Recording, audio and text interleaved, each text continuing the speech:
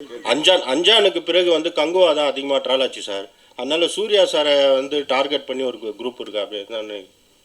நம்மளும் சின்னதாக மிஸ்டேக் பண்ணியிருக்கோம். நான் அதை 100% ஒத்துக்கிறேன். அவ்வளோ 100% மிக சரியான படத்தை நான் பண்ணிவிட்டு அதை வந்து எல்லாருமே திட்டாங்க, அப்படி பழி போட நான் விரும்பலை. 15 வருஷத்துக்கு முன்னாடி இந்த படம் வந்து முதல் முறையாக அதிகமாக ட்ரோல் செய்யப்பட்ட ஒரு படம். சிக்குனது நம்ம தான். ஏன் சார் இந்த படத்தை இந்த மாதிரி திட்டினாங்க?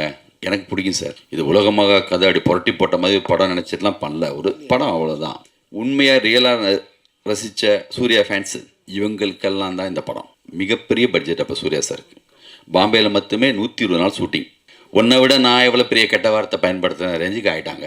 எனக்கு பயமே இல்லை. இப்போது என்ன தெரியுமா, 11 வருஷத்துக்கு முன்னாடி இதை விட பெரிய கெட்ட வார்த்தைன்னு புதுசாக பயன்படுத்த போகிறதில்ல. இப்போ இன்னும் சிலர் வந்து போடுறாங்க, டே நீ மறுபடியும் தோக்குறதுக்கு இன்னொரு தடவை ரிலீஸ் பண்ணுறியான்னு. பிடிச்சி தான் இந்த படத்தை எடுத்தோம். ஒரு படம் நம்ம நினச்ச மாதிரியே 2 மாதிரி மாறலாம், ஆனந்த மாதிரி ஆகலாம், சண்டைக்கோழி மாதிரி ஆகலாம், நம்ம கையில் இல்லை. நீங்கள்லாம் சொன்ன குறைகள், ஆடியன்ஸுக்கிட்டேருந்து வந்த ஃபீட்பேக் ஒரு எடிட் பண்ணியிருக்கேன். ஒரு டைம் பத்தலை, அந்த நேரத்தில் டேட் போட்டாச்சு ஆகஸ்ட் 15ன்னு. யூடிவி ஒரு அக்ரிமெண்ட்டு போட்டு இந்த தேதியில் ரிலீஸ் பண்ணணுன்னு. ஃபஸ்ட் ஹாஃப் செகண்ட் ஹாஃப் சேர்ந்து பார்க்க கூட நேரம் இல்லாமல் இருந்துச்சு. எனக்கு பிடிச்ச மாதிரியான எல்லா நண்பர்களும் இந்த படத்தை போட்டு காட்டினேன். தோத்தாளுங்க பிரச்சனை ரொம்ப அதிகமாக சஜஷன் கொடுப்பாங்க. இதுவே ஜெயிச்சா ஒரு எக்ஸ்பீரியன்ஸான ஆளுங்களாம் வச்சுருக்காங்க சார், நீங்கள் கூட கொஞ்சம் மாறணும் சார்பாங்க. ஒரு மாதிரியான ஒரு உலகம்.